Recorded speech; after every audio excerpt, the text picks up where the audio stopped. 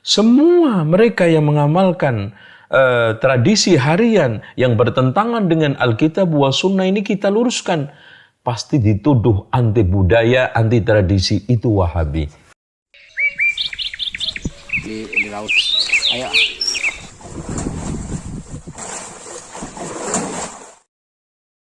Hasilnya disarankan kepada teman-teman ikhlas kepada Allah Subhanahu wa taala.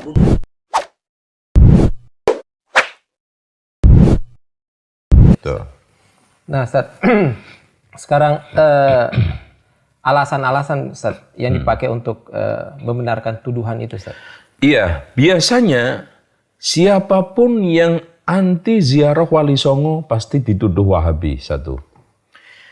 Siapa saja yang sekarang ini melemahkan pendapat Imam Syafi'i aja dituduh Wahabi, anti mazhab. Siapa saja yang mengkritik berjanji, mengkritik tiba, pasti dituduh Wahabi. Siapa yang sekarang ini mengkritik manaqib, pasti dituduh Wahabi.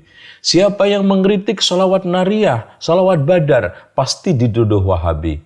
Siapa saja yang sekarang ini menyerang praktek-praktek mereka, ya, yang bid'ah menurut kacamata syariah, dari mulai maulud Nabi, Isra Mi'raj, nuzulul Quran, bahkan ruatan mitoni 7 bulanan, pasti dituduh Wahabi.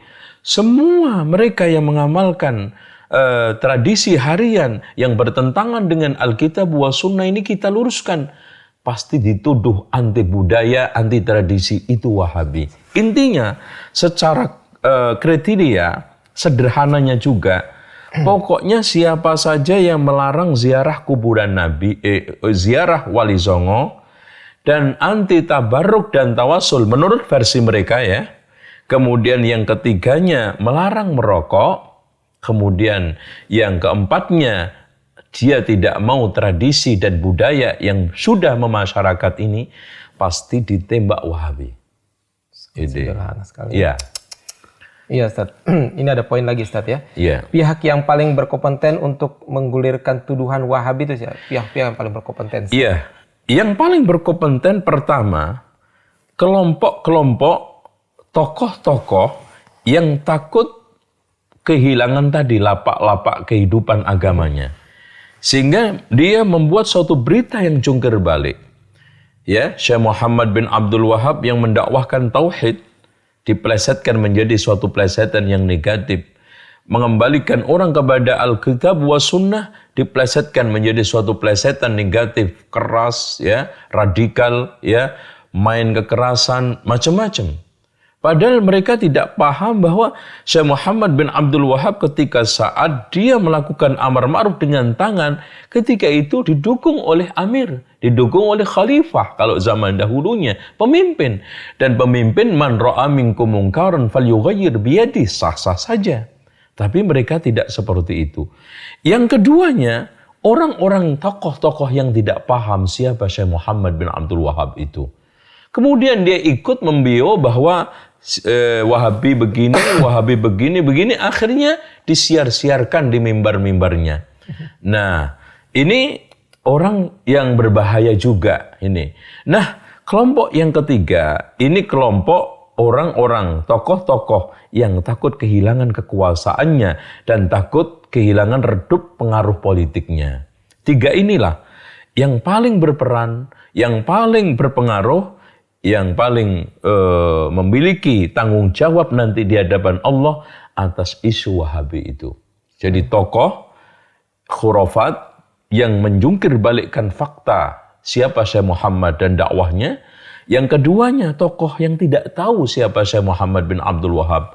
Cuman dia itu niru, membeo, mendapatkan info yang negatif. Nah, yang ketiga tokoh politikus dan mereka-mereka yang takut kehilangan pengaruh politiknya dan takut kehilangan kekuasaannya, minimal suara perolehan entah itu secara nasional maupun daerah berkurang. Inilah pihak-pihak yang berkepentingan. Kemudian dibakar, nah ini dikasih bensin bahan bakar oleh orang-orang barat. Itu. Dari kalangan orientalisme, imperialisme. Makanya Wahabi ini saya bisa katakan adalah anak haram hasil perselingkuhan 3 orang. Imperialisme, orientalisme dengan pihak-pihak darwis yang ada di kalangan Islam tadi. Ini selingkuh, hasilnya haram ini anaknya. Ya, imperialisme tahu pengaruhnya tadi. Orientalisme juga, ya. Kalau kita bisa baca di dalam kitab-kitabnya mereka yang lurus seperti Lotolf Sudrak, bagaimana dia itu komentarnya terhadap Wahabi positif. Margoliouth juga positif, Renz juga positif. Nah, dari sinilah berarti ada yang menggoreng, gitu. Bahkan tokoh-tokoh orientalisme yang agak objektif ini menyatakan bahwa musuh-musuh dakwah Muhammad bin Abdul Wahab inilah yang memaksakan untuk Wahabi ini diterima dengan dengan berbagai macam resiko buruknya, pahit getirnya diberikan kepada Syekh Muhammad bin Abdul Wahab. Padahal mereka tidak pernah. Sekarang pertanyaannya begini, sederhana. Apakah sekarang Syekh Muhammad pernah mengadakan muktamar untuk organisasi Wahabinya? Susunan pengurusnya? Kemudian Syekh pernah mengatakan di dalam kitabnya eksplisit dan implisit, saya Wahabi? Nggak pernah ada. Dan murid-muridnya juga. Dan mereka-mereka yang terpengaruh, nggak ada sama sekali.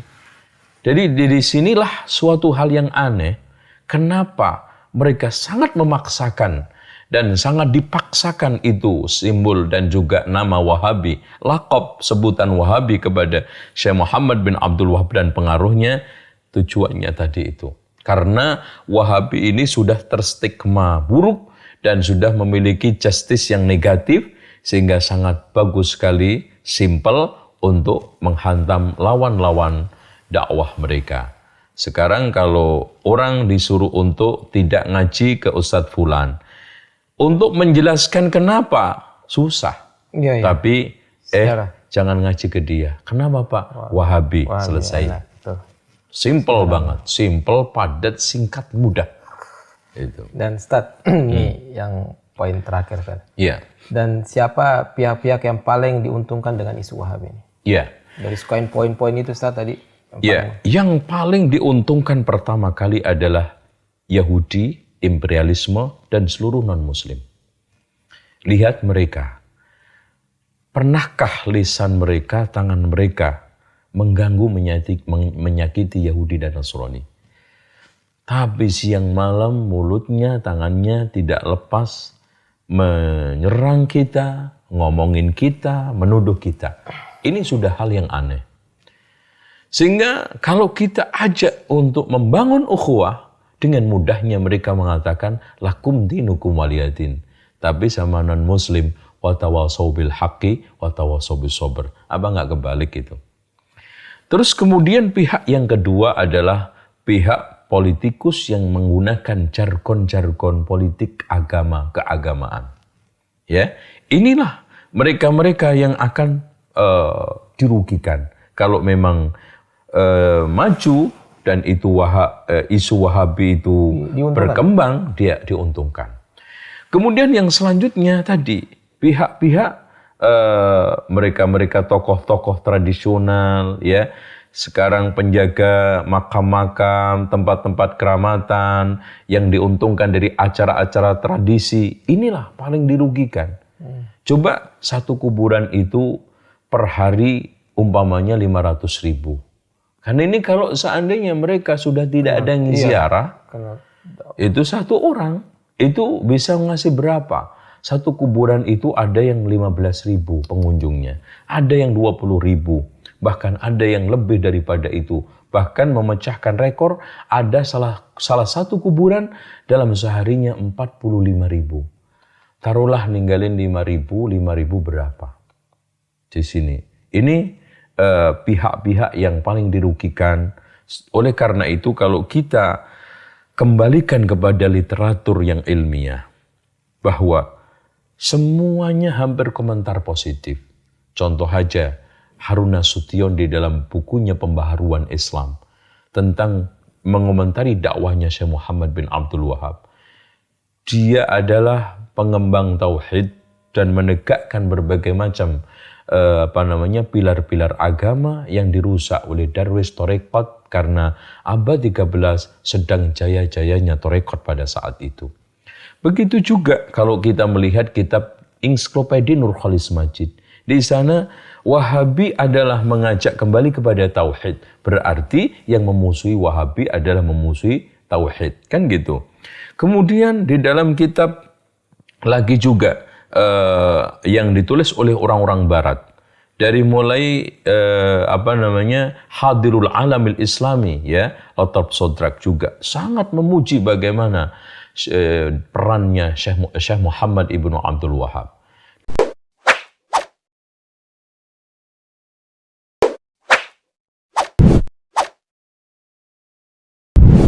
الحمد لله رب العالمين